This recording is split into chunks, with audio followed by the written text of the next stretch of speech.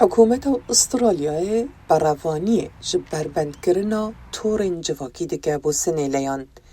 ایرو روژا شنبی یکی مهاگلا ویجا سال 2026 حکومت استرالیا ریچاره که خواه پاریسیا سنه لیان جه تولبونا با آریشه لسر تورن جواکی پسند کر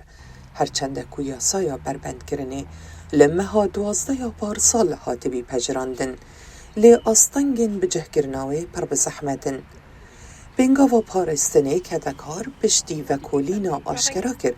که 8 جده سنه لین ولادی بردوام تورن جواکی بکار دینن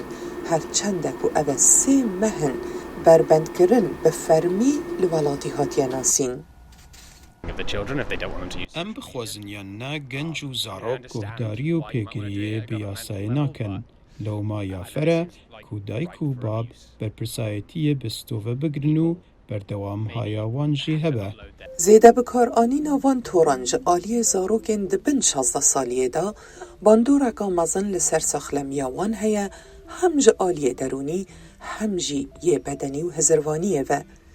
دزگهن تورن جواکی نمازین بنگهل امریکای جی همی ولادن دیدر پتر دبن رخنین تندانه جبو آماده کرنا وان جورا تورن جواکی برسا بکار آنینا وان توران لهمی جیهانه آلوزین مزم بدیو خواه هنو گلک ولاد نماز جوان فرانساجی یا ساین بربند کرنا هندک جوان توران در کرینه. بێگومان تەوێت چارەسەرییەکە بنگەهین هەبە چونکی ژی سنێلەیان بگرە هەتا مرۆڤێن مازن وێسێ چارێکە دەمێخوا لەسەر تۆرن جڤاکی دەرباز دەکەن. لأمریکا جی بو پاراستنا سنیله و جحیلان جد توشبینه با آرشه نخوازیار بزاوین به هفبر هاوی دینه و جعالی جماره اکا مازن یا سیاست مدار و کار بدستان لکنگرسه یاسایک بناوه Kids of Social Media زاروک دروی تورن جواکی هاتیه برنویس گرن.